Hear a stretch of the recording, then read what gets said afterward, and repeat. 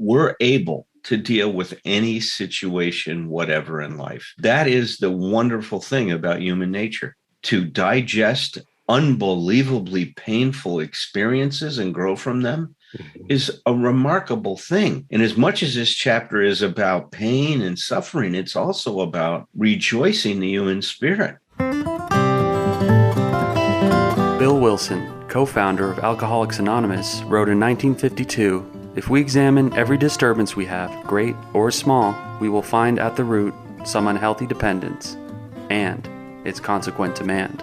Wilson suggested that if we could identify and continually surrender these unrealistic and unrealizable demands, that we may then be able to accomplish what he imagined to be the recovery's next frontier, something he called emotional sobriety. Flash forward 70 years and join psychotherapists and best-selling authors Tom Rutledge and Dr. Alan Berger, who have taken up the mantle of exploring Bill Wilson's new frontier. Welcome to Emotional Sobriety. If I say I haven't had a drink for 35 plus years, it's like somebody can mistakenly say that's perfect recovery. I was just reading this latest chapter of your book, Alan, and I really like the quote where you say, sometimes sobriety is about not drinking when it makes more sense to pick up a drink. That's the best. Yeah, but I mean, like, could you explain that or the thinking behind that a little bit? Well, look, the vision that Bill had of this, and I like to always, give credit where credit's due, is he had a vision that we could stay sober or clean and sober regardless of what was happening around us. Mm-hmm. And that means there's some times that we're staying sober when it would make a lot more sense to get high or to get drunk. Mm-hmm. We're all going to have moments like that. So it's some, emotional sobriety is never confronting those kinds of moments in our recovery. It's about what we do when we are confronted by those moments in our recovery. Right. And they're not just, and let's just make that clear that some of those can be moments. I mean, I guess everything's a moment, but some of the things can be extended periods of time. We go through all kinds of, in a way, it never occurred to me, but when we bring somebody into the program, we should have them take some vows that say for better and worse. Yeah, and by the way, it's not better or worse when you get married. It's better and worse. That's right. It is that. There's not or. That's right. It's not an or. It is an and. But you're right, Tom. Is see the duration of some of these events that life confronts us with. As I wrote about Emily, this woman that with her daughter in this chapter, which to me, this is one of the most emotional chapters in the book. I mean, I love this chapter, by the way. When I was writing this chapter, I cried again. Yeah. And I'm telling you, I probably I'm swallowing this right now because I'm feeling it again.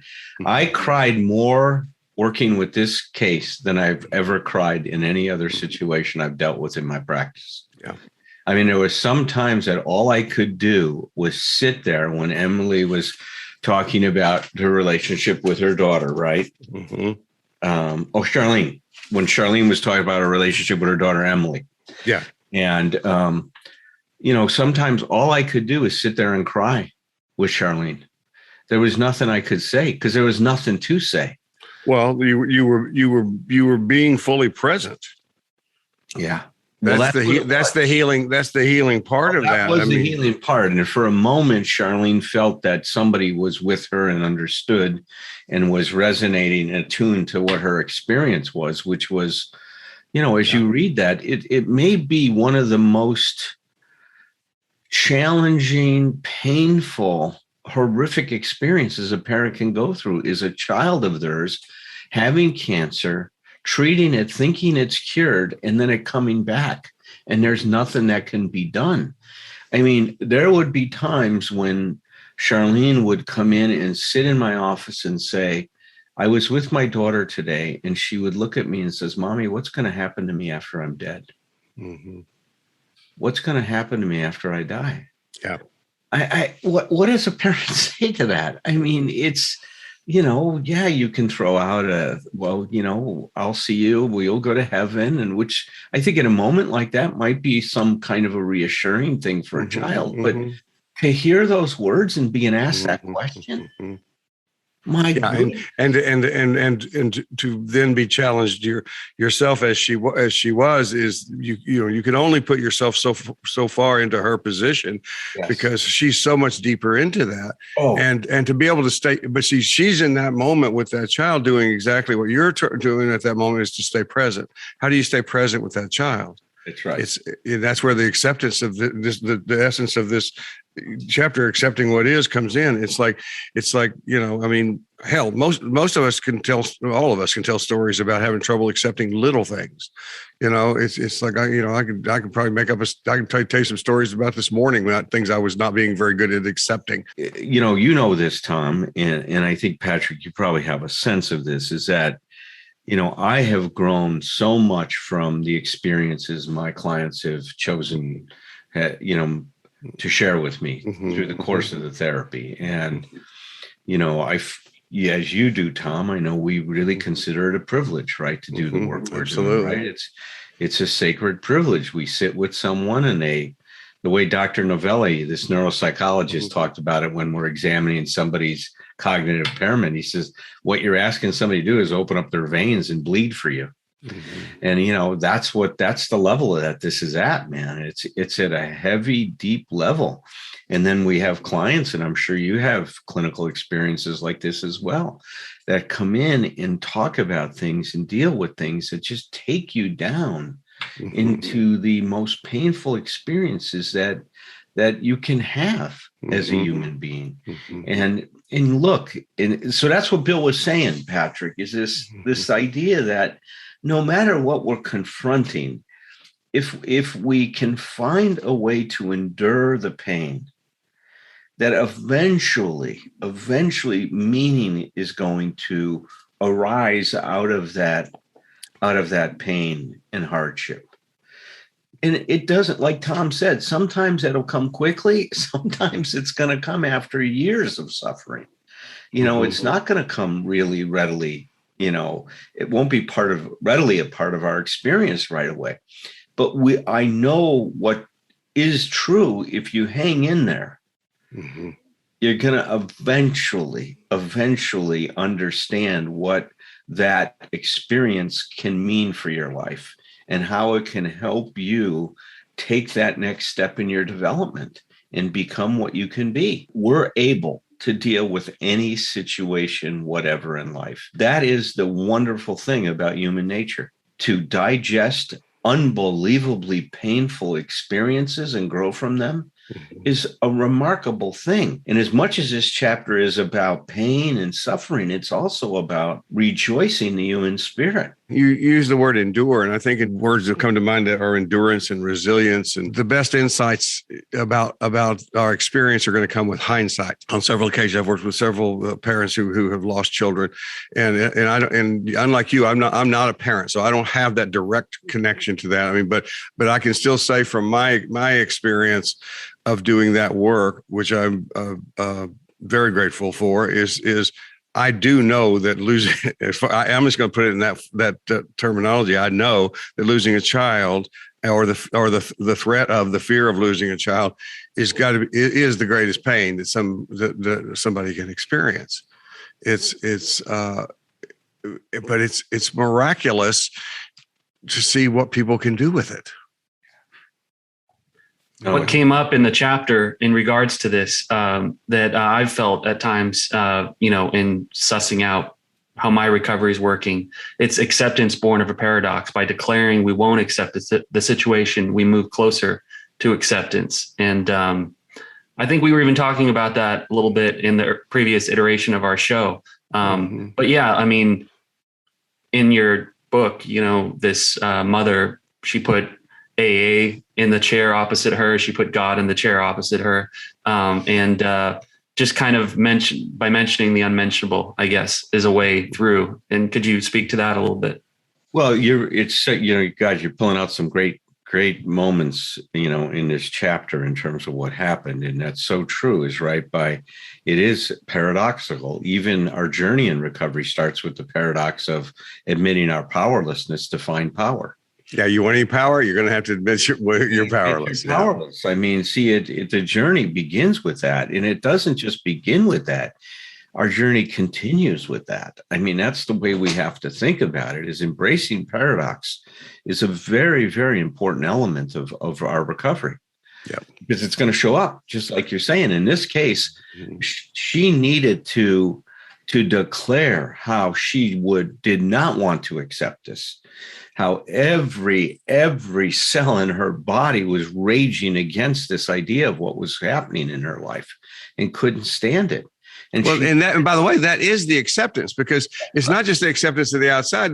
The thing she's accepting is that I can't. I mean, and again, paradox, like you guys are talking about, but that I have to fully accept that I am unable at this moment in time, and even feeling unwilling to accept this. Okay, and that is acceptance. You're practicing acceptance when you say that. When you say that, and that's the truth. It's like, bingo. You are there. And one of the things that I think I got this from your guy, yours and Roger's guy, Nathaniel Brandon, is just this, or maybe just from you and Roger, but it's this idea, and I've been saying this to clients a lot lately, is full acceptance is always the first step to change. Yeah, that's right. It's not resignation. It's not giving up. It's not walking away. It's how to move forward. Yeah. And that's why she had to experience that fully. Now, I think the other thing that really stood out to me in terms of my experience with this woman and her experience in recovery is how unhelpful it was when she would go to meetings and people would hand her this platitude of about page 417. Nothing happens in God's world, that's a mistake. That, you say that to a mom who's losing her child, it makes no sense. And there is no sanctuary in that kind of an idea. What kind of a God would take my child? See, that's what she would say. And if that's your God, I don't want that God in my life. I mean, are you kidding me? And oftentimes see people take 417 and add that piece on. Now, I think it's unnecessary. I don't think we have to say nothing happens in God's world, that's a mistake, to go ahead and see the value of acceptance. And I think we can get to acceptance without attributing what we're experiencing to God's will. Well, I'll just make the global statement. I don't think, I think we're missing some points every time we say something that indicates that we believe we know how the whole universe works. Right. There's a certain arrogance to that, isn't there? There's a lot of arrogance to it, and it's done to make the people doing the talking comfortable. Maybe not consciously, but I think that's what was going on. Those people that went up to her, they were trying to soothe themselves. They weren't interested. Oh, people do not. I mean, that's one of the things I've learned from working with these parents who've lost children to specifically to suicide. Is some of the work I've done, and it's like it's amazing. It's like one of the things that always happens is these parents have to become experts, or they feel like they need to become experts at comforting the people who try to comfort them, because nobody, and of course the reason, talking about acceptance, the reason you don't know what to say in a situation like that is you said this earlier, because there's nothing to be said. What could you possibly say? That's right. Yeah. Words fail certain situations, I think. Yeah, the words get in the way in those situations, right? I mean, those situations are to be felt and experienced, not to discussed or to be discussed and to process. There might be a time for processing them later, but not when you're sitting in the middle of that kind of pain. Yeah. So, that was the other part, because, I can see how, even with what we might think to be our good intention, when we're dealing with someone who's suffering, we got to be careful not to say what we're saying to them to soothe our own anxiety. Because look, this brings up anxiety. I'm sitting here feeling it now with my with my kids at home, and I got a granddaughter coming in December, Danielle is pregnant again, and she's going to be delivering in December. I feel the anxiety, my God, confronting something like that. And see, I think what happens for a lot of us is we experience this anxiety. We don't recognize it as such that we're experiencing anxiety. And then we interact with someone to take care of our anxiety. And at that moment, we're not seeing that other person. We've lost touch with them because what we're dealing with is our anxiety, not the person that we're interacting with. Right. And it's not a consciously selfish act. It's like you said, what we're doing is we're feeling at a complete loss. Yeah. It's like, I mean, we talk about the little guys in our heads. It's like, no, I'm a guy who always has the ability to fill empty space with words, man. It's like, that's why I was so good on the radio. You're not supposed to have empty space on radio. It's like, but the idea is those are times where you leave those spaces open, and you don't have to say something, and that's why as you described today, and as we read in your book, that those moments where you're just sitting with and sharing tears, that's what's therapeutic. That's what's potentially healing. So this is the difficulty that Charlene was facing. The difficulty, unfairness, cruelty, and harshness of life can crush any of us. It was crushing Charlene. She was in a full-blown existential crisis. The foundation of her life was shattered. Her purpose in life was being ripped out of her heart. She wondered why she should keep on living if there is no hope. This isn't the way life should be. She'd tell me, I shouldn't be dealing with my daughter's death. She should have to deal with mine. How can life be worth living if it doesn't meet any of these expectations? She was losing hope as fast as her daughter was losing her life. She was losing hope as fast as her daughter was losing her life. There was an answer to this question, or there was an answer to the questions that were emerging from the grief, pain, and trauma she was experiencing, but it would take some effort to discover it.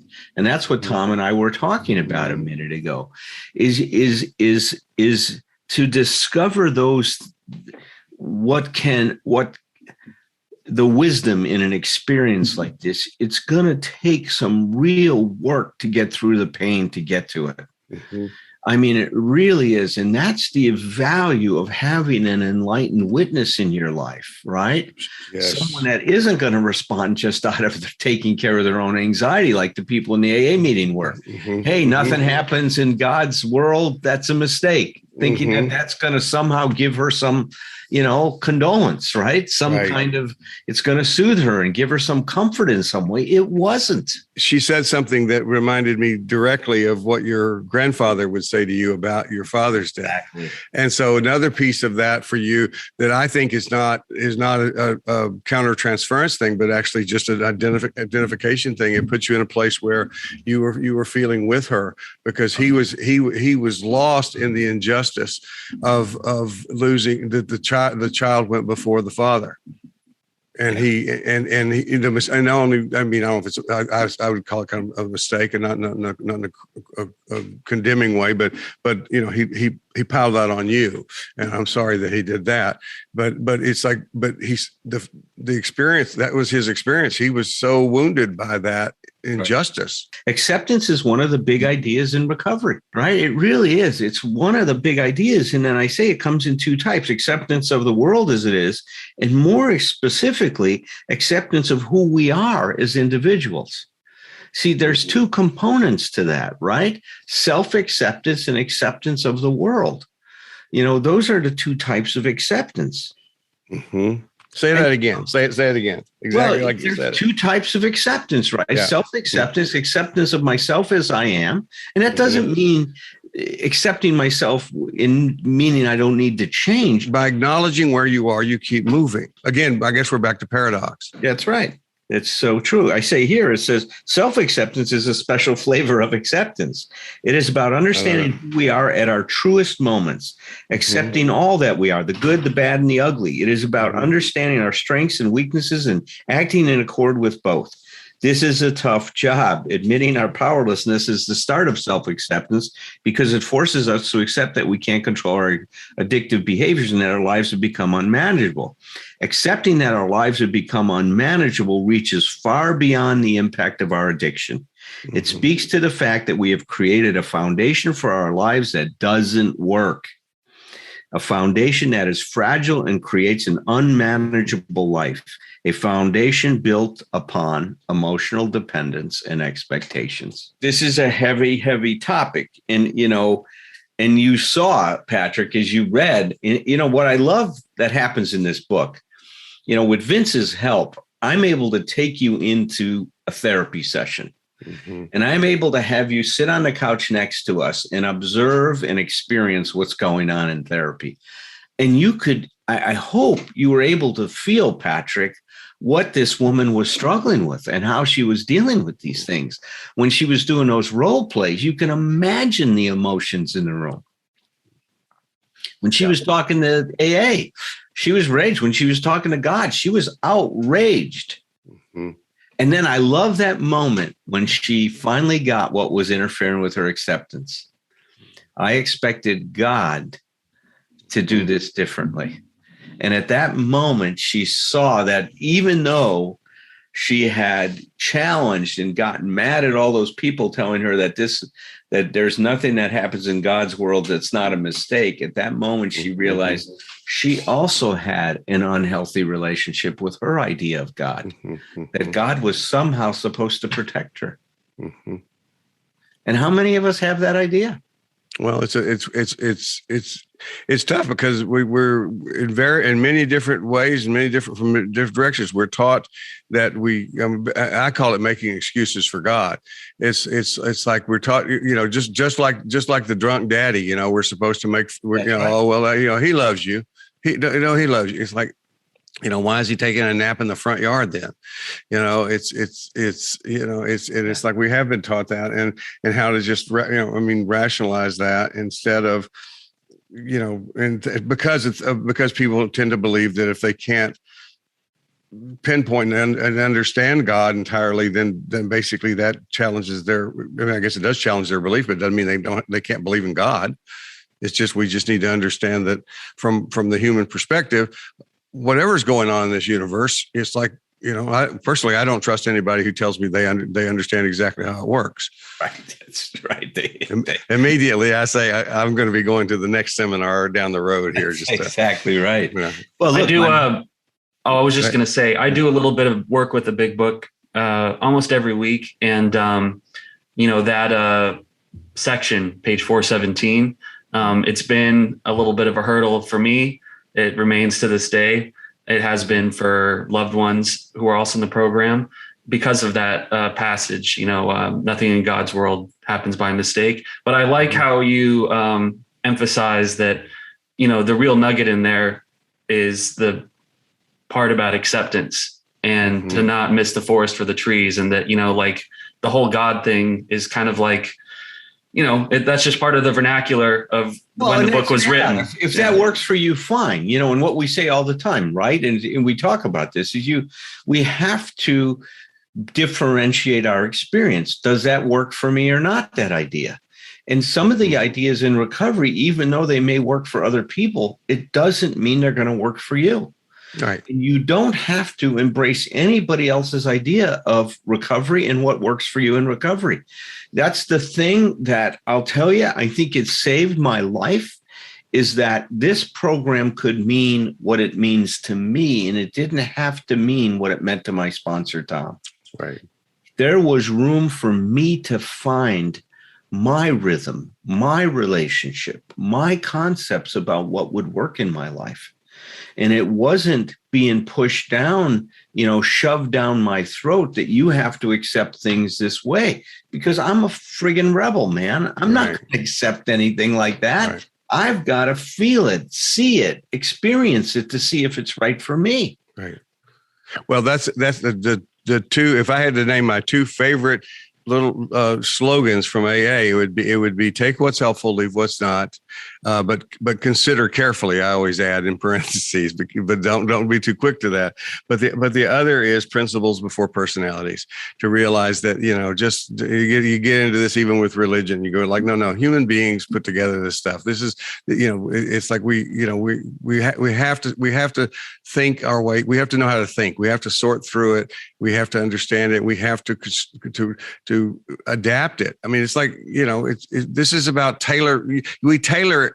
We don't do a whole different program, but each one of the three of us, as we sit here and talk, if we were to describe, how, if this were a garment, how it fits for us, we've all tailored it into something entirely different from one another. It's different. We have lots in common, but it's like, I want people to hear that though, that it's like your job, each of our jobs is to find a way for this to work for us. That's right. That's exactly it. And I hope people can hear that, because please, if somebody is telling you how you should work the program, there are no shoulds.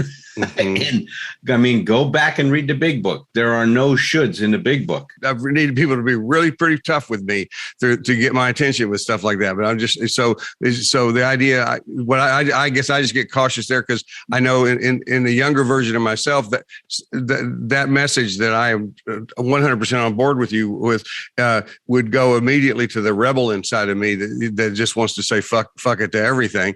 And it's like, it's not that. No, it's like, what's one of the experiences probably all three of us have had, which is guess what we had to do, rebels that we may be, we had to do this somebody else's way. Now, of course, now we're back to paradox, but it's like, but the idea is, I had already been trying to fix this thing before, the whole thing, the alcohol part, but my human part and all this other stuff. It's like, so we do actually, it's one of the things we've learned in recovery is I think you guys would agree with me. We learned to follow directions for the first time, maybe ever.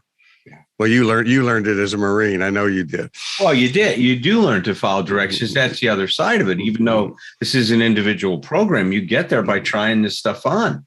Yeah. Say, hey, let me try this on. See what it feels like for me. What does this fit like for me? Does this work for me? Is this helping me improve my life? Mm-hmm. Look, I have seen people, there's some movements in the program that are very, very rigid, right? Mm-hmm. And that say, this is how you must work the program, right? And we don't need to get into identifying those.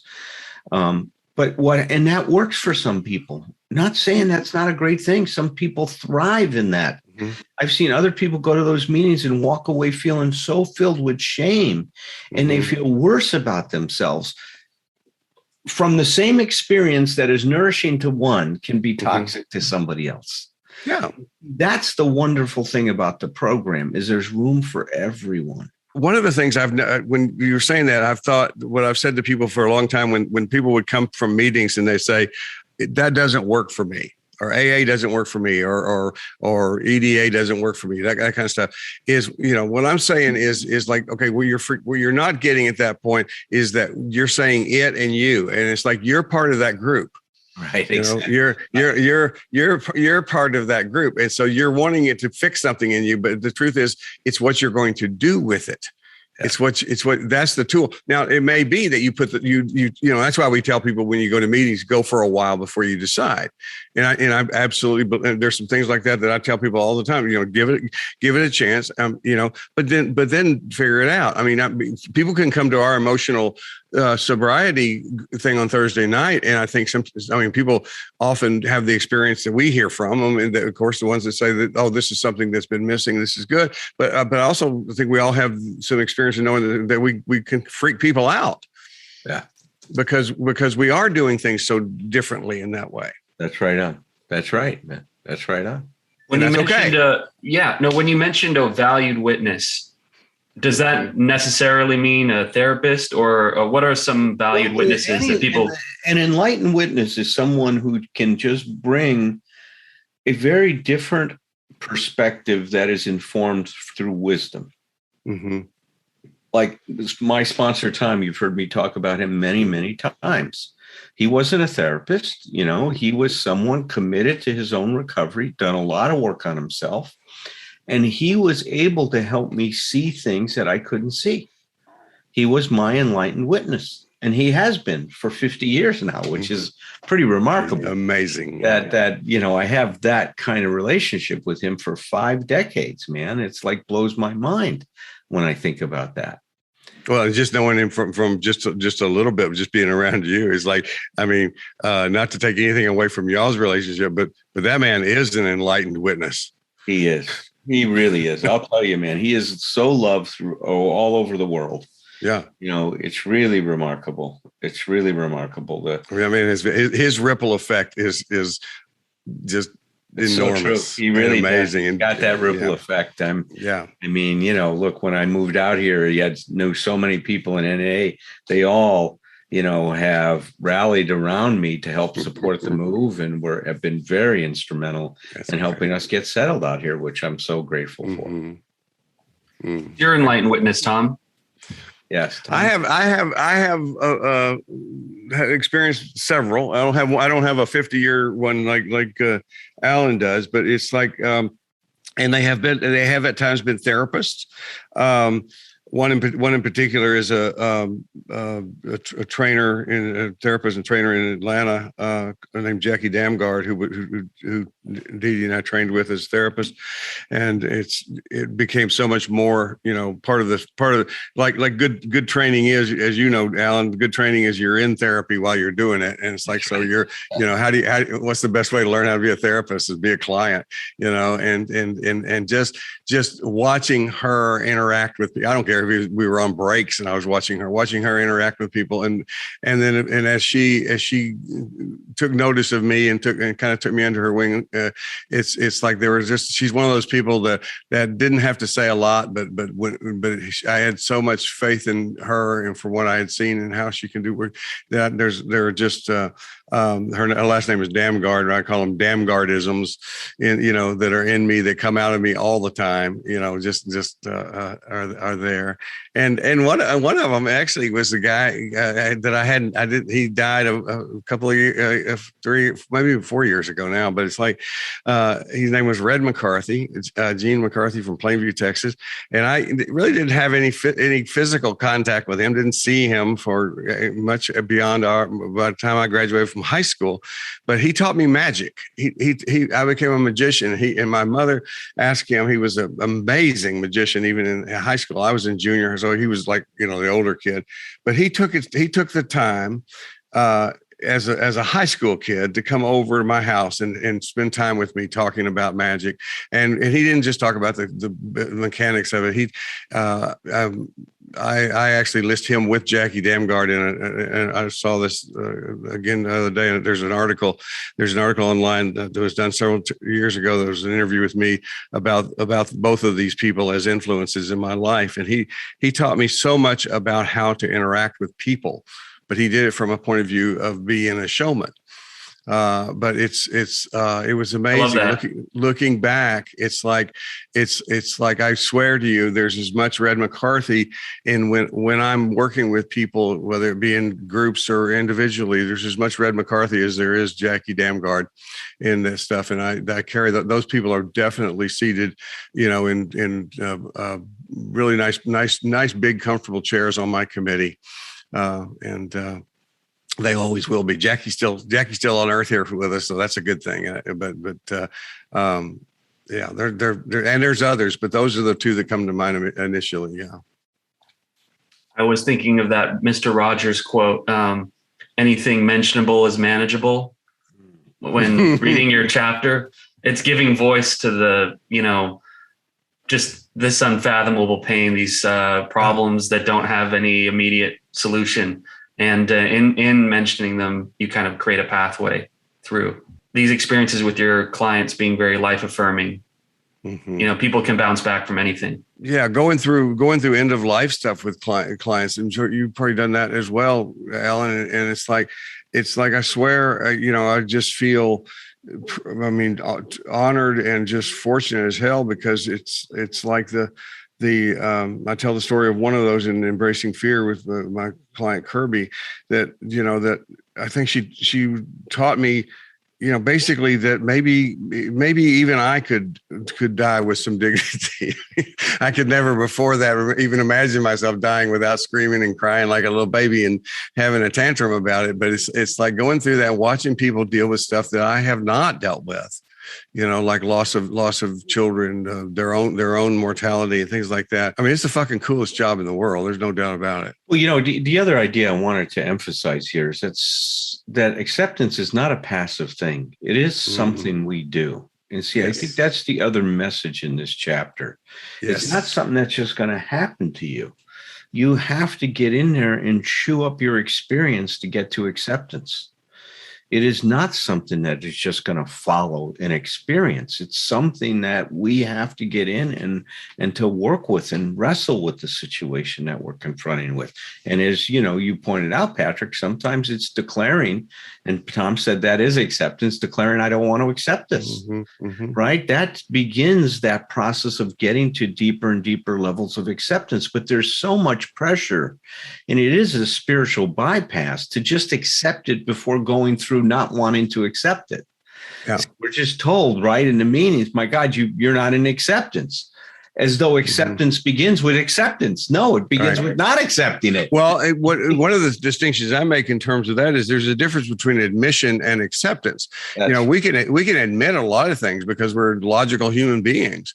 But the acceptance that's another piece that I think comes through very strongly in this chapter, and I think through the whole book. To tell you the truth, is the idea that the acceptance is a much deeper experience, and for me anyway, it requires, when you say it's active, it requires that I depend heavily in my intrapersonal world on that voice of tough love in my head, and in my heart, the part that says, I get it, Tom. It's hard. This is bad. This is really tough to do. Now get up. Let's go. We got to move. It's like, and it's a totally different voice than there's no implied, you stupid little shit motherfucker, which is what the condemning voice used to be, very tough always with me. But it's like, it's a voice, and it can cuss at me just as much as the other one did, but it does it. And I know it's with love. It's like, it's not get up because you're such a loser. It's get up because this is important. You're important. And it's like, you need to keep moving. And it's so important to have that in, and this goes back to what we've been talking about in the last few chapters, which is that self-support. The self-support doesn't just come in the form of nurturing. Oh, you little sweetheart, you deserve great things and all that. It's for me, that's nice, but it's like the hardest part, and the part I live with on a day-to-day basis is that tough, loving part that I consider still wakes me up every morning and says, get up. We got things to do. Refusal to be in an adversarial relationship with ourselves, that Brandon quote you used. I mean, yes. That's an idea. Yeah. I never really thought of that before. That's a big idea. That's a big idea. And that is what's getting promoted here. See, the other thing I wanted to point out is the other clinical experience that I describe in this chapter is that woman who came to me with a DUI and did not want to, she focused on all the problems that she had to deal with and not what was causing her problems. I mean, first of all, I think that's an important shift, right? Is that sometimes we focus on the problems we're having and not looking at what are causing these problems. And it was her drinking. Mm-hmm. She was drinking. She was drinking alcoholically. And the real important thing that happened in working with her was that she realized the reason she couldn't think of herself as an alcoholic, because in her mind, it meant she was like her dad. Mm-hmm. And see, that's the other thing I want to point out. Sometimes our obstacles to acceptance are because of the meaning that we're assigning to what it would mean if we accepted this. It's language. Absolutely. This is one of my favorite things it's to talk about, because it's like, and we have to stop and define our terms, define our terms because yeah, if that's one of the things I always said about alcoholism is I worked with a guy one time. I wrote an article actually for the psychotherapy networker one time about this character. It's like he's in Betty Ford. I mean, good programs, Hazelden, all these other programs, and he continued to relapse and other stuff. And I asked him one time. I said, "Does anybody at any of the treatment programs ever ask you if you thought you were an alcoholic?" And it just stopped him in his tracks. And I realized in that moment, nobody had asked him, now these are great programs and I love, and I've seen wonderful success, but we forget to ask because when I'm faced with somebody, this is, when somebody says, and I'm thinking you're an alcoholic because I'm doing this evaluation and they're saying I'm not an alcoholic. What I learned a long while ago now is by my definition, they're an alcoholic. By their definition, they are not. And and so that idea, what you're saying there, Alan, is so important. As long as alcoholism was her dad, she couldn't accept it. She couldn't accept it because she hated what his drinking did to her and the family. And so for her to think of herself in that same way was just so, intolerable, right? It's like she could not accept that kind of an idea. Yep. And the important thing is, like you said, Tom, when you realize that somebody is fusing the idea of acceptance with that other idea, if you help them differentiate it, they may be able to come and accept what's going on without bringing to it all that other meaning that they were giving to it. Well, I don't know if you remember this, but it's like I think it was the very first time we worked together in our accidental workshop. Yeah, I was doing a piece. You invited me in to do this piece, and I maybe misremember some of this, but it's like there was a thing where we were doing a place with an ideal mother because where we needed to get some positive messages in. And the short version of it is we talked briefly and realized that the word mother was so negative for this person that what I remember saying was that sometimes words are just contaminated beyond hope, and we need to disqualify the word. And sometimes we just have to get rid of the word itself. Sometimes we can redefine it, but I had a guy one time that couldn't, smoke was coming out of his ears, but he couldn't handle it when his wife would tell him he was angry. And then it took me, I was just slow on the uptake. It took me a few sessions to ask, but finally I said, "What does anger mean to you?" And he described his father throwing he and his brother down the stairs multiple times, It's like everything about this man was the smoke was coming out of his ears because he was putting all his effort into not being that. That's right. So we decided to call it irritated. It was like the wife looked at me like I was crazy. I said, you and I are going to call that irritated from now on. It's like, of course, it was in our world, it's bigger than that, but it worked for him. And he could then talk about it and he began to relax because nobody was saying you're like your dad. That's right. See that, and that was so important for him to differentiate who he was from the other experience. And for somebody to give a shit enough to ask that question rather than just to fight with you all the time. You are mad. I'm not.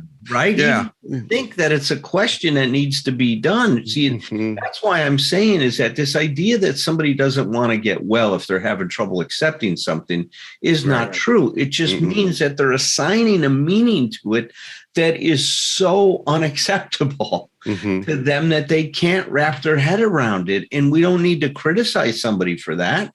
We need to investigate. It's like it's the part it's part of some of the parts that we love the most in this work is it's really creative problem solving.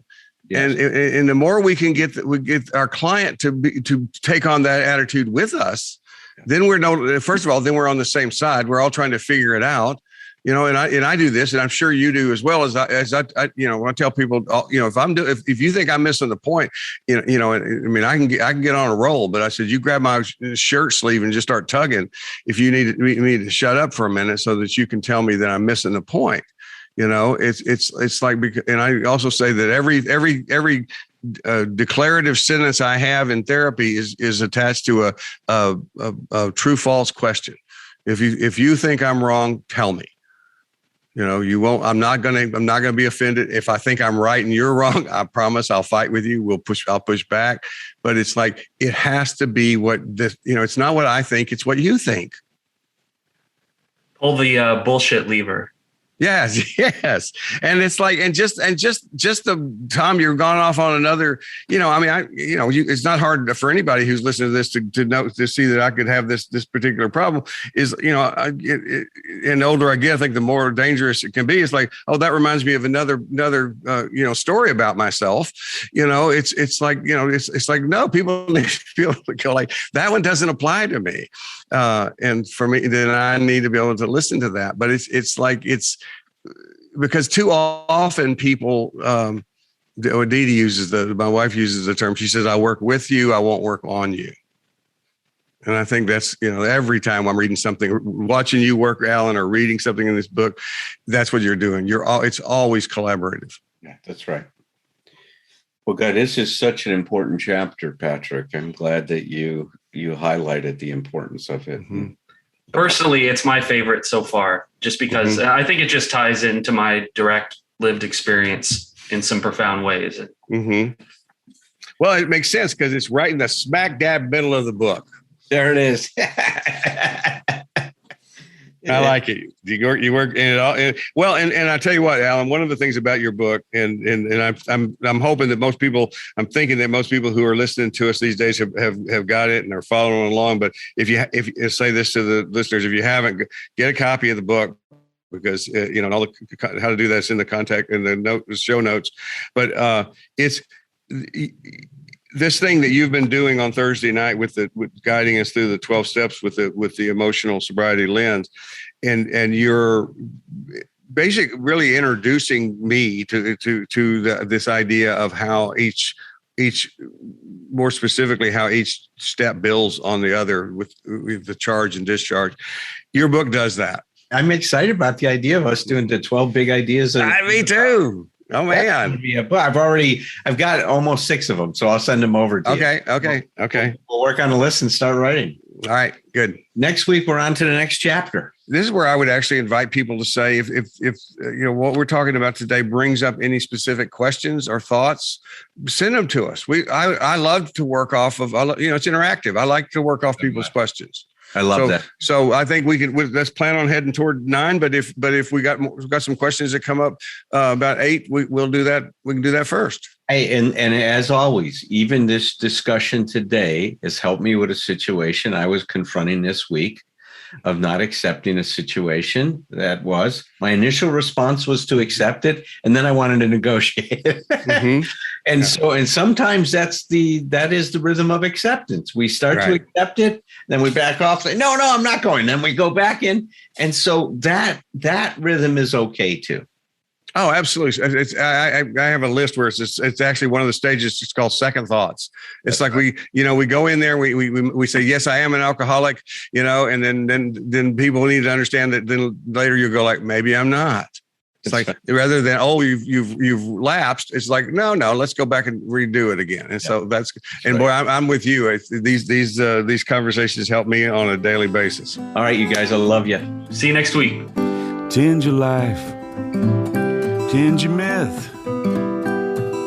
Cultivate your narrative with whomever you're with. Then with glass in hand and children on one knee, bring some stories. Bring your stories back to me. It ain't a crime to be a human. Never be ashamed to be yourself. Rest assured that whatever you're doing will entertain me like nobody else. So here's to us, my old friends, until it's time to drink the wine and break the bread again. With glass in hand and children on one knee, bring some stories, bring your stories back to me.